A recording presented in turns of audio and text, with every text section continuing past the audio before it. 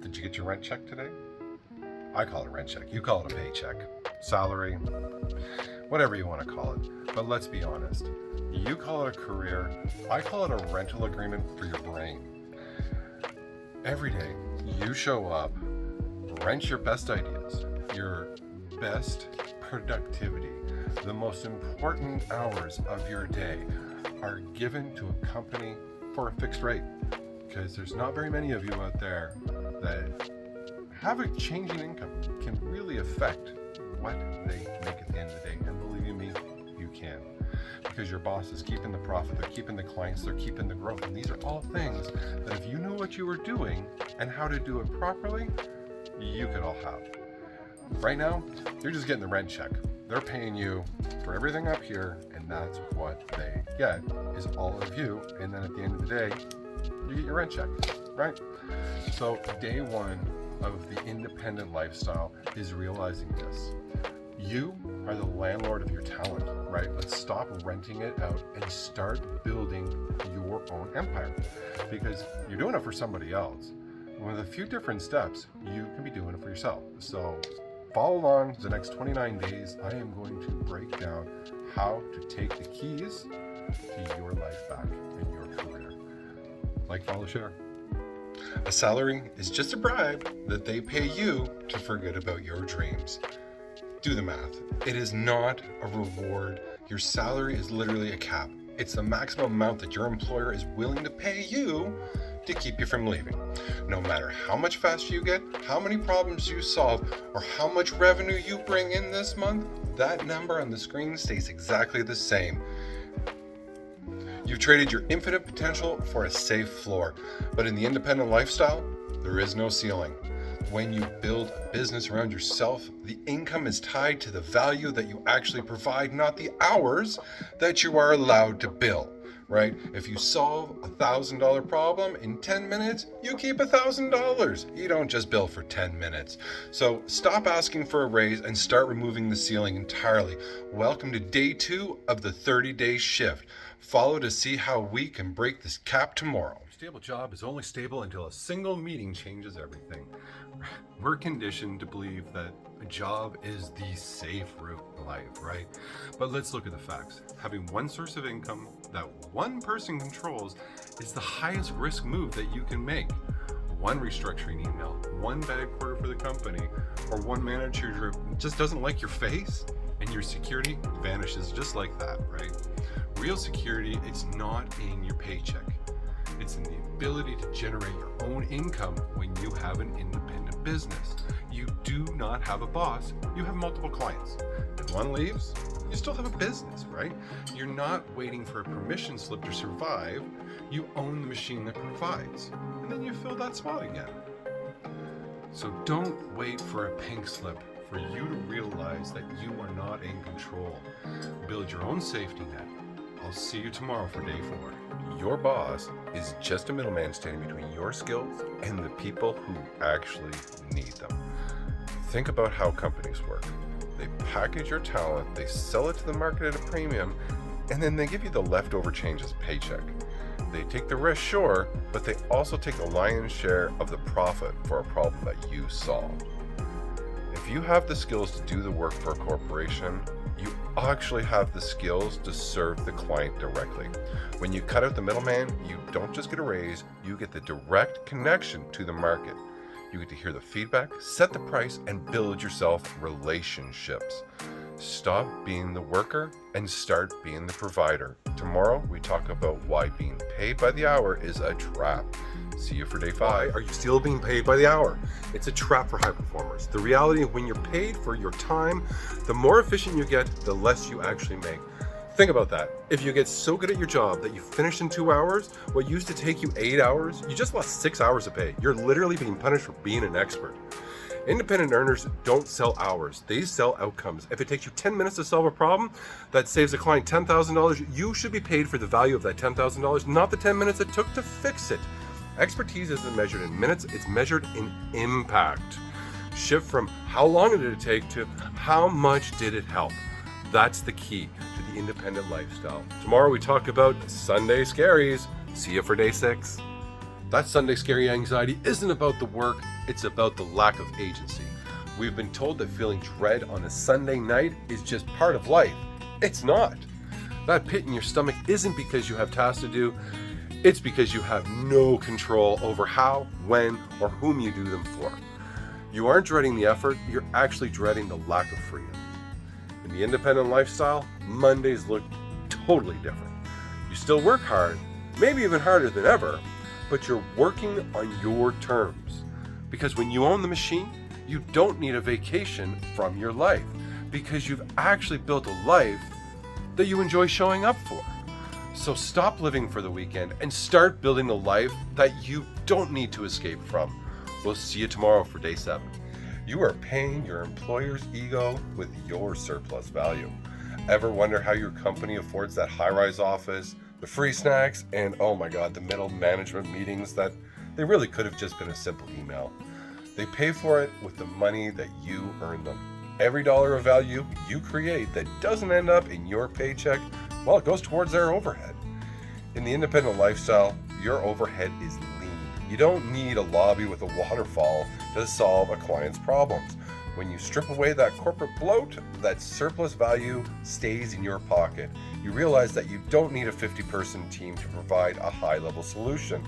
So stop funding someone else's empire and start building your own. Tomorrow we talk about the permission culture. See you for day 8.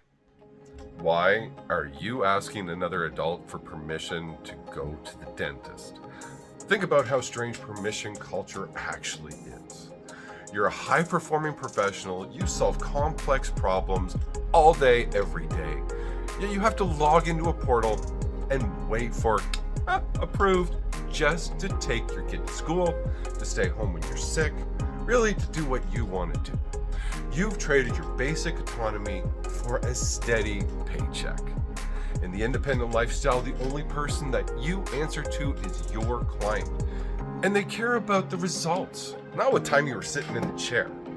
When you own the machine, you reclaim your calendar. You decide when you work, when you rest, and when you show up for people who actually matter. So stop asking for permission to live your life. God, please. I'll see you tomorrow for day 9 to talk about that gold watch myth. We'll see you then. Loyalty to a corporation is a one-way street. We grew up hearing, well, we did, but you may not have, stories about that gold watch. The idea is that if you gave a company 30 years, well, they'd take care of you for life. But that era is dead. Today, companies restructure really based on quarterly spreadsheets. You can give them a decade of your life and they can replace you with a job posting in less than 48 hours.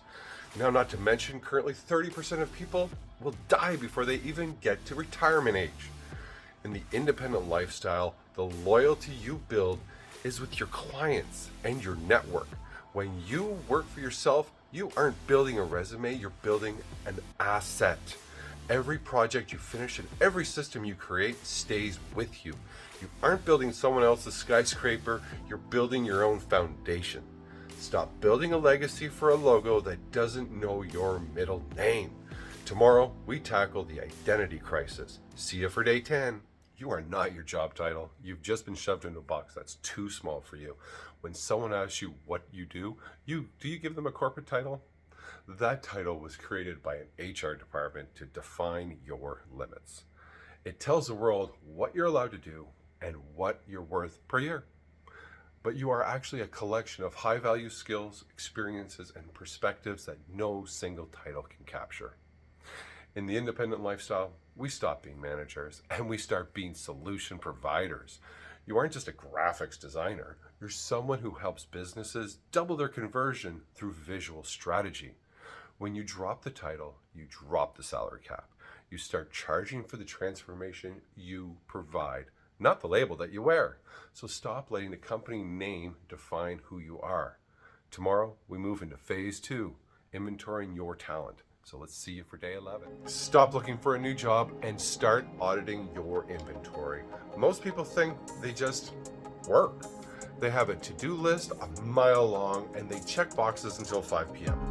But tucked inside that to-do list are high-value problems that you solve every single day. Things that people would pay thousands of dollars for if you actually package them correctly. Today, I want you to ignore your job description. List every problem that you have solved this week. Did you fix a broken workflow? Did you negotiate a contract? Did you train a team? Those aren't tasks, those are products. When you stop seeing yourself as a worker and start seeing yourself as a warehouse of solutions, everything changes. What's your most valuable product today? Drop a comment below and we'll tell you how to package it. See you for day 12. Don't be a writer, be the person who writes high converting emails for SaaS companies. When you try to help everyone, you end up being a commodity. If you call yourself a marketer or a developer, well, you're just competing with the entire world on price. You're a generalist, and generalists are easy to replace. Gone. You're fighting for scraps in a crowded room. In the independent lifestyle, we go narrow to go deep. When you find a micro niche, a specific problem for a specific group of people, you stop being an expense and you start being an investment. People don't pay for general help. They pay a premium for the person who has the exact key to their specific lock. Tomorrow, we talk about stacking your skills to become uncopyable. See you for day 13. Being the best in the world at one thing is nearly impossible. Being in the top 10% of 3 things, that's your superpower. If you were just a copywriter, you're a commodity. But if you're a copywriter who understands technical infrastructure and email deliverability, now you're a unicorn. Your skill stack is the unique combination of everything that you've learned, even the stuff that feels unrelated.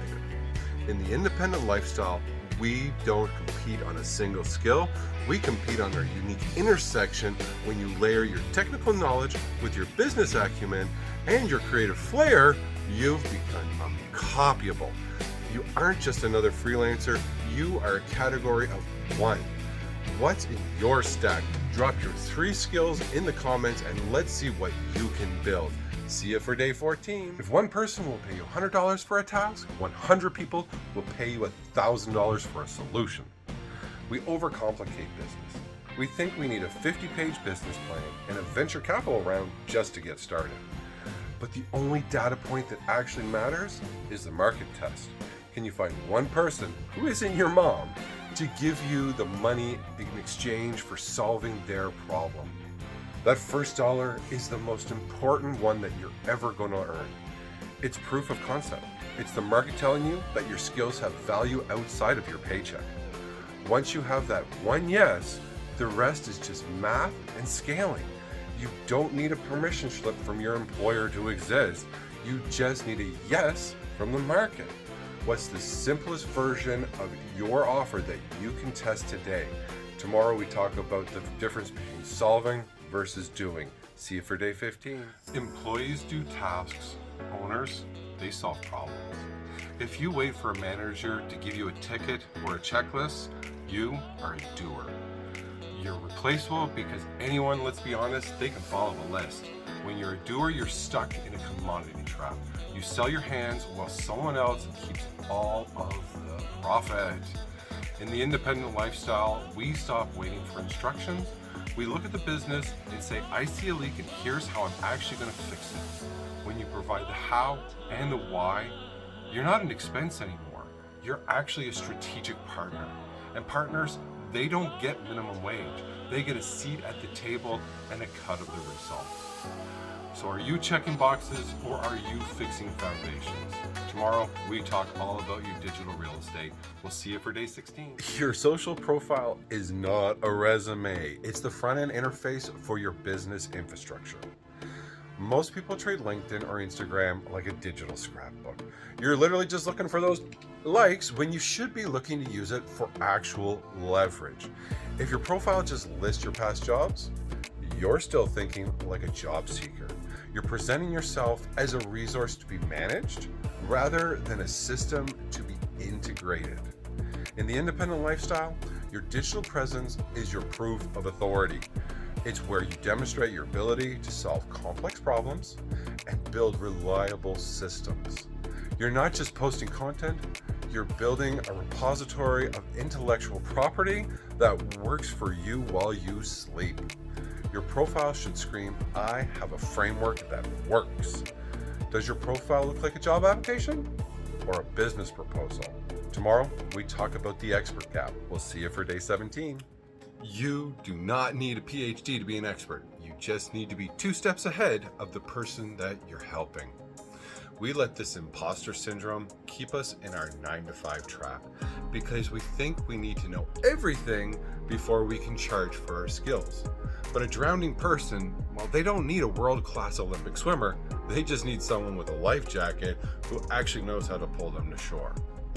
In the independent lifestyle, expertise, it's relative. You know how to solve a problem that someone else is currently struggling with.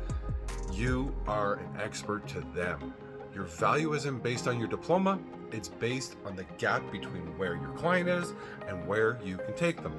So stop waiting for a certification and start helping the person 2 steps behind you. Tomorrow, we're talking all about packaging your brain. We'll see you for day 18. Stop selling your time and start selling your process. When you are an employee, you're literally paid to show up and figure it out as you go. But when you're independent, winging it is the #1 profit killer. If you have to rethink your entire approach every time a new client walks through your door, you don't have a business. You have a high-stress job where you're the boss and the employee. The secret to an independent lifestyle is productization. You take the way you solve problems, your unique framework, and you turn it into a repeatable framework. You stop saying, I can do that, and you start saying, this is how I do that. When you sell the process, you aren't selling your labor, you're selling a predictable result. What's your 3-step process for getting results? Tomorrow we talk about the gatekeepers. See you tomorrow for day 19. The gatekeepers are all gone, but you're just standing in the line, still waiting for permission. In the old world, you needed a recruiter to find you, an HR manager to approve you, and a boss to give you a title. We've been conditioned to wait for someone in a suit to tell us that we are ready. We've spent years building resumes just to impress people who are literally, essentially just filters. In the independent lifestyle, the gate is wide open. You don't need a publisher to write, a gallery to show your art, or a corporation to validate your expertise. You have a direct line to the entire global market right in your pocket. The only thing standing between you and your first client isn't the gatekeeper, it's your own hesitation to hit publish and get out there. So stop waiting for an invitation to the table, build your own. Tomorrow we talk all about the safety net delusion. See you for day 20. Your safety net is actually a spider's web. It looks intricate, but it's designed to keep you stuck. We cling to the safety of our 9-to-5 because of the benefits, the insurance, the 401k match, that steady paycheck. But think about it. All of those things are tied to a single point of failure. If the company decides you're no longer a fit, the safety net doesn't just catch you, it vanishes along with the job. Real safety isn't a benefit package. It's a diversified skill set and a network of paying clients. In the independent lifestyle, you build your own net. You fund your own retirement, you choose your own coverage, and you control the flow. It feels riskier at first, but standing on your own 2 feet is always safer than standing on a platform that someone else can retract at any single given moment. Are you protected by a net or are you trapped by a web? Tomorrow we start phase 4 of the independent lifestyle. See you for the transition for day 20. Don't quit your job, build a bridge that actually makes your job irrelevant. Most people think the independent lifestyle starts with a leap of faith. They think they have to quit their 9-to-5 and just hope for the best. That's not a business plan. That's literally the worst gamble you could make. The bridge strategy is all about using your current salary to fund your future freedoms. You use the 9-to-5 to pay for the tools, the education, and the initial runway to get you off the ground. Phase 4 is the transition. You start building your independent systems at 6 p.m. You find your first client while you still have a steady paycheck. You don't leave the dock until the boat is already in the water and the engine is running. When your side income matches your survival expenses, the jump, it feels more like a little step. So are you jumping or are you building? Tomorrow, we talk about the survival number. We'll see you for day 22. Freedom doesn't cost $1 million. It costs your survival number. We stay trapped in jobs we hate because we think we need to replace our entire salary before we can leave. But your salary is inflated by lifestyle creep, paying for your commute you don't want, the clothes you don't like, and the stress relief that you wouldn't need if you were free. You aren't chasing $100,000, you're chasing the cost of your autonomy. Today, do the math. What's the absolute minimum you need to cover rent, food, basic health needs? That's your survival number. Once your independent business hits that number, the power dynamic shifts. You aren't working for your boss anymore, you're working for your growth. The gap between survival and salary is just the price of your fear. Find your number, write it down. Tomorrow we talk about the 5 to 9 pivot. See you for day 23. Your 9 to 5 pays your bills, but your 5 to 9 builds your empire. Most people spend their evenings decompressing from a job that they hate by consuming content created by people who love what they do. They're trading the only time that they truly own for temporary distraction.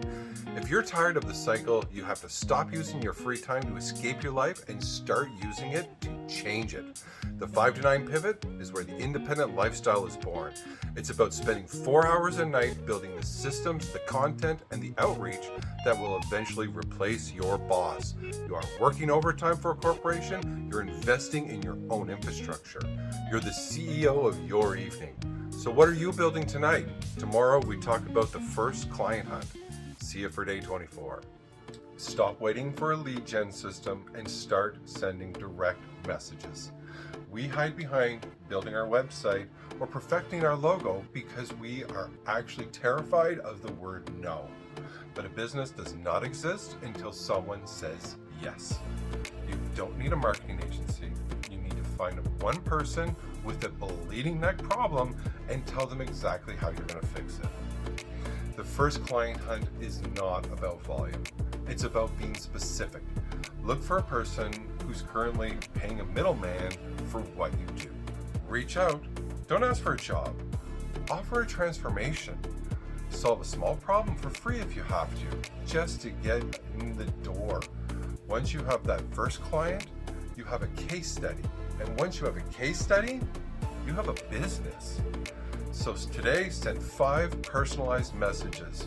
We talk about the high value reach tomorrow. We'll see you for day 25. Stop pitching your services and start diagnosing the client's pain. High value clients, they are tired of being sold to. They get dozens of DMs and emails daily from people saying, I can do your marketing, or I can build you a website. Those messages go straight to the trash because they focus on the provider and not the problem. If you sound like a freelancer looking for a gig, you're going to be treated just like a commodity. In the independent lifestyle, we use high value outreach. You don't send a resume, you send an observation.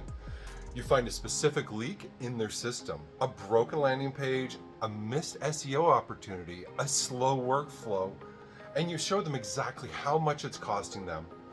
When you lead with a solution to the problem they don't even know they had, the sale is already over.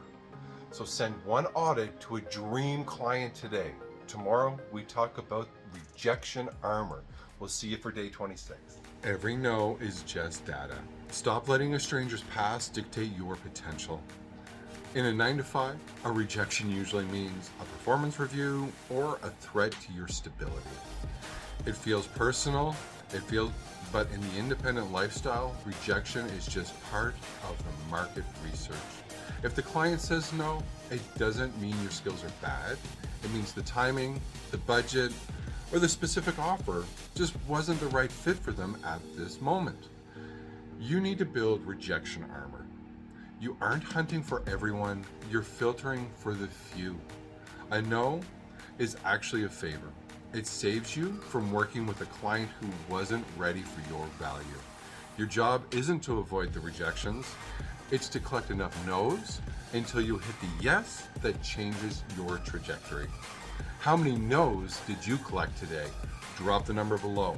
Tomorrow we talk about the contract shift. See you for day 27. Let's get one thing straight. You are not a temp worker or a freelancer anymore. You are a business entity and you provide specialized services. When you transition, the biggest mistake that you can make is letting your first client treat you like an employee without any benefits. If they're telling you when to log on, how to dress, or even what tools to use, you have not escaped the trap. You've just changed the lock and the owner of those keys. You have to shift from a job description to a scope of work. The contract shift is where you reclaim your autonomy. Your contract shouldn't say that you're going to work 40 hours. It should say that you will deliver a specific result by a specific date. When you're an expert partner, not a subordinate. When you set the boundaries in writing, you stop being on call and start being in demand. Does your contract protect your time or their ego? Tomorrow, we talk about the stealth launch. We'll see you for day 28. Do not announce your exit until the foundation is already poured. I beg you. Most people make the mistake of a loud launch. They post a massive announcement on LinkedIn before they have a single client or a proven system. All that does is alert your current employer and puts a massive spotlight on your insecurity. You don't need a standing ovation. You need a proof of concept. The stealth launch is all about quiet confidence. You build your infrastructure, land your first 2 clients, and you refine your delivery while you're still under the radar. By the time you finally announce your big business, it's already a functioning machine.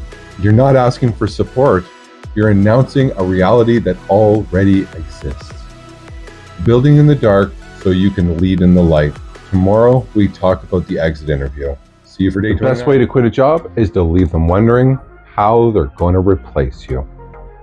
When you finally reach the end of your bridge strategy, the exit interview is not a place to vent your frustrations. It's a formal closing of one chapter and the opening of the next. You don't leave because you hate the boss anymore. You leave because your own machine has become too powerful to ignore. You are outgrowing the container. In the independent lifestyle, we leave with class and leverage. Well, most of the time. You offer a smooth transition, you document your systems, and you keep the door open. You're not doing this for a job, but you're doing this for a potential partnership. Some of the best independent businesses started by signing their former employer as their first high-ticket retainer client. You're not quitting, you're upgrading the relationship. Are you ready to hand in the keys?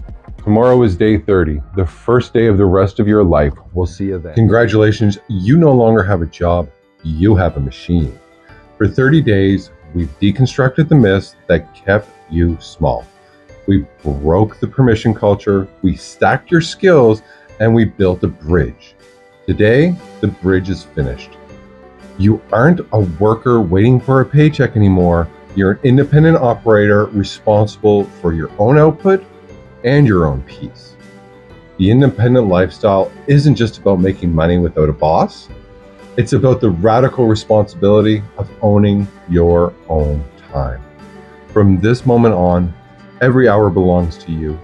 Every decision is yours. You are the architect, the engineer, and the owner. This is the moment where the shift becomes your new reality. The series is over, but the work, it's just beginning. Like, follow, share, join the community, and let's build the next chapter together. Welcome home.